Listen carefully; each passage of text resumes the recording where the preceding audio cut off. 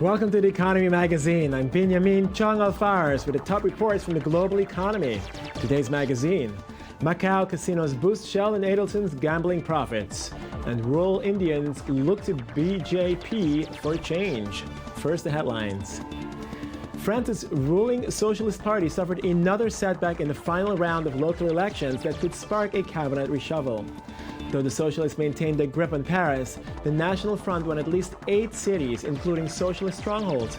French President François Hollande is now expected to call on several socialist heavyweights to strengthen his government. But French socialists remain divided on whether to boost household spending power or support companies with tax cut measures. And France must provide the European Commission with detailed information on how it plans to reduce the budget deficit.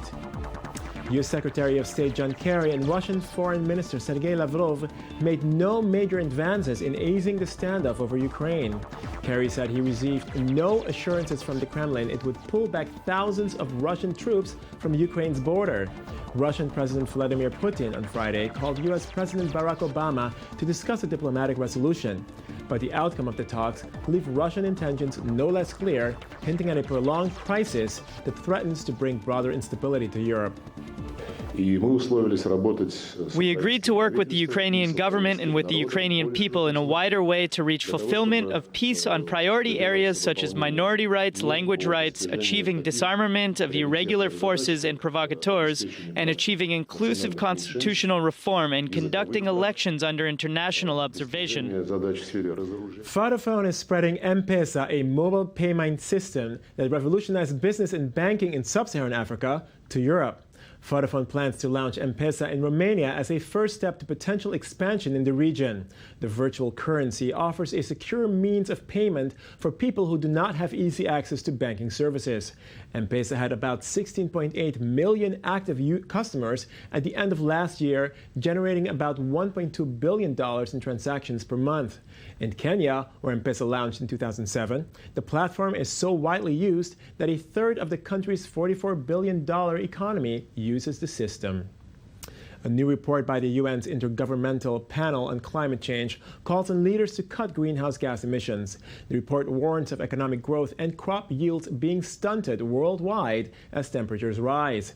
Rising sea levels pose an existential threat to low-lying developing countries and small island states, but megacities like Tokyo may also face larger storms. Almost 200 governments have agreed to limit warming to less than 2 degrees Celsius above pre-industrial times, but curbing emissions from burning fossil fuels. Temperatures have so far risen by about 0.8 degrees Celsius. The main thing we learned from the report is that we don't really know enough about adaptation to go out with a big steamroller type approach and really deploy an effective system. We really are at the stage now where we should be thinking about being ambitious, but being ambitious in a creative way with baby steps that we learn from that allow us to do a better job the next time and a better job the time after that. The Libyan Investment Authority accused Société Générale of helping to funnel bribes worth tens of millions of dollars. The authority filed a $1.5 billion lawsuit against the French bank in London's High Court. The LIA claims that Société Générale paid a front company at least $58 million for advisory services on behalf of the Libyan Sovereign Wealth Fund. Société Générale and other leading financial groups did big business with late Libyan leader Muammar Gaddafi's Libya that rarely benefited the state, but generated lucrative fees for the banks. The LIA claims heavy losses in the deals with Société Générale and is seeking to have the trades voided, recoup the money, and be awarded damages for the alleged fraud. Macau's casino industry surpassed Las Vegas in annual gambling revenue over 8 years ago. As casino magnates are heavily invested in both industries, profits are assured. More in this report by Daniel Roth. Macau, of all places, is of growing importance to U.S. and Israeli politics. The Las Vegas-like city on China's southeastern coast has experienced an economic boom in the 15 years since China took control of the former Portuguese colony. Casino magnates such as Sheldon Adelson have been investing heavily, and with returns on investments growing, there's no sign that this expansion will stop anytime soon. Macau, the only city in China that allows gambling, took in around $46 billion, gaining 16 times their revenue since 2002, up from $38 billion the year before. Sin City only took in $6.5 billion last year. Indeed, Macau surpassed Vegas 8 years ago in annual gambling revenue. After handover, everything has changed sharply.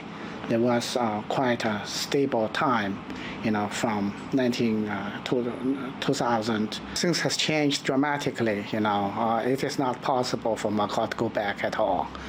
I mean, the conditions has changed. The social conditions, political conditions, everything has changed. This is good news for major investors in the city's gambling economy, such as casino mogul and major political donor Sheldon Adelson. Around 65% of his Las Vegas Sands Corporation's nearly $14 billion revenue came from their casinos on the Cotai Strip. We wouldn't be expanding if we didn't think there was a future here. There's a very, very big future. Adelson, who is worth $38 billion, has built up a reputation as a major donor to right-wing politicians in the U.S. and Israel.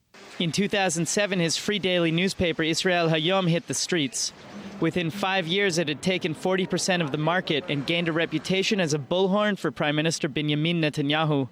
He is currently in the process of purchasing 2 more Israeli news sources. The American Adelson and his Israeli wife spent more than $90 million on mostly losing Republican candidates in 2012. He contributed $15 million to presidential hopeful Newt Gingrich's super PAC and twice that to Mitt Romney's. Now, with 2 years to go before the next presidential election, hopefuls such as Jeb Bush and New Jersey Governor Chris Christie are courting Adelson for support, focusing on economic issues as well as uncritical backing for Israeli policy. Still, despite his focus on politics, Adelson has not lost sight of his fortune. We'd like to do Japan. We'd like to do Korea. We'd like to do Vietnam. And we just notified, after quite a while of selection, to build another Las Vegas-style strip in Europe. And it seems, as the 80-year-old's casino empire grows, so too does his ability to have an impact on the politics and politicians who seek his patronage. We're joined now by i24 News journalist Daniel Roth for a discussion on the global gambling industry. Daniel, how's it thanks going? for joining us. Macau. Yeah. Macau. Incredible city. What do you have to say about how the gambling industry essentially seems to have transformed the world, or Las Vegas, which used to be this big gambling kingdom, now it's Macau, essentially. Yeah, where to start is a big question. Right. We're talking about essentially the Portuguese leaving 15 years ago. Right. Chinese taking over, and Chinese policy in Macau, along with international investment, has meant that the political realities in the U.S. and Israel have shifted. That who's getting funding from donors in U.S. Elections has totally, the landscape has changed, and how the media looks here in Israel. Totally changed. And this is all based on a Chinese policy in Macau. Okay, I'm just going to be somewhat, cynical, or not cynical, but is it really, Sheldon Adelson had essentially tremendous money riding in Las Vegas before Macau. Does it really make that much of a difference? Well, look, so one of the things to emphasize is how much bigger Macau is than Las Vegas economically. Right. Las Vegas, as I said in the report, brought in $6.5 billion. Not bad. Right. But Macau brought in $46 billion. You're talking about a huge difference. So the potential of the influence, especially in America, where now with super PACs, you can essentially donate endlessly to the candidates of your choice. Yeah. If you have endless money, as $38 billion in his wallet seems, you can have a substantial effect. Right. On the other hand, he and his wife collectively donated $92 million in American elections, and a lot of their guys lost, and girls. See, that's what I was going to say. Also, it doesn't seem to matter so much in the end. They put tremendous amounts of money in these elections and whatnot, but the people ultimately decide. right? Yeah, look, so yesterday a former Republican politician was commenting on how silly it seemed that all these governors, presidential hopefuls in 2016, this past weekend, were showing up in Vegas for the Republican Jewish coalition and essentially all made pilgrimage over to Adelson's office to kind of discuss with him, and all were looking for him in their speech times. Right, and he referred to it as kissing the ring of this billionaire. And he was saying actually what matters is the content of the politician much more than the money flowing in. Now, it's a great question. Okay. Well, that we're going to have to stay with that question. Thank you very much, Daniel Roth, for your input. During a decade of power, the Congress Party spent billions of dollars in rural India, its traditional stronghold. But dissatisfaction among voters in these impoverished areas is boosting support for the BJP's Narendra Modi, widely seen as a leader who can provide greater opportunities through economic development. Here's the story. It's another bumper crop of vegetables in this hothouse in Rajasthan. 3 years ago, farmer Jitendra Saini transformed his business, using government subsidies to install solar panels and a water irrigation system. It's boosted his income fivefold, but despite his success, he's going to vote for the opposition BJP party, run by Narendra Modi, over the ruling Congress party in India's national election. Last time I chose Congress, but this time I'm totally committed to voting for Mr. Modi. The reason for that is because, like most people, I want development, like he has done in his state of Gujarat, but for the rest of the country. Since it was elected in 2004, the Congress Party has poured billions of dollars each year into rural India, home to 70% of the country's poor. Through farmer subsidies, cheap food, and guaranteed employment, the party says its priority has been to lift millions of people out of poverty. The future of India is the poor people in India. The human resources that we keep talking about, they are not rich. They are poor. They're sitting in the villages. They're sitting in the small towns.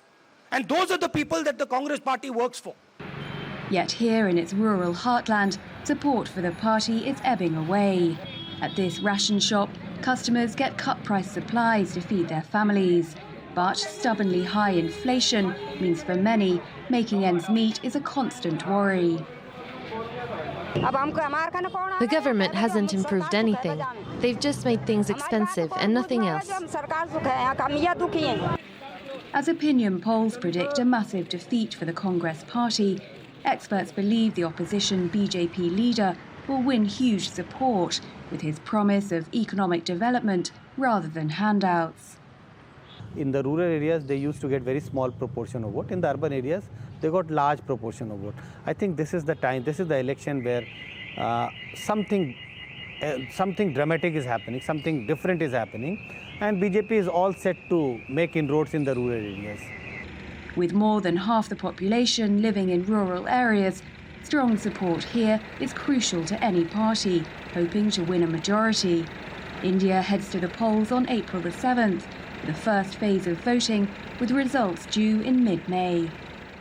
And now for a look at a different beat of stories collected especially for you from media outlets worldwide in Media Watch with Daniel Roth. Hi, Daniel. Hey, how's it going? You're back. I ran away and then I came back. Amazing. So I understand the first story takes us to CNN and Slate. Slate. So CNN had the story and Slate followed it up. Yeah. A 14-year-old's high school report found that if the federal government would use Garamond, the U.S. federal government would use Garamond font instead of what they currently use, they'd save 24% of the ink. And that would lead to, they have nearly $500 million ink budget. Right. And this would lead to $167 million savings on that budget. Wow. So I gotta say, Garamond looks much nicer. What do they actually use right now? What kind of font do It's they a great use? question. I don't know. I'll have to go look at all the government reports piling up on my desk. Probably Arial or something like that. Yeah, something crazy like Arial or Comic Sans even. Yeah, Who knows yeah. what they're using Comic over there. Sans. And Comical. We also have a report from Quartz, an article talking about Thomas Piketty, who we've been covering. Again, we were the first over New Year's to tackle this, the Capital in the 21st Century, his new book. Right. And this piece is really talking about how, unlike a lot of people in his field, he's really using pop culture to illustrate the points about the growing divide between rich and poor. Is he doing this essentially to make it easier for the younger generation to understand and to take an interest? Yeah, I mean, you could say that, though a lot of the examples are Jane Austen and other sort of, Henry James, 19th century authors. Right. These are people who are writing at a time when the gap was very, very wide. So it makes sense he's using them. Okay, great. Well, thank you very much, Daniel Roth. That's all the time we have for you today. We've got to wrap it up here. I'm Benjamin Chong-Lafars. Send us your comments via our website and Twitter, and join us again tomorrow.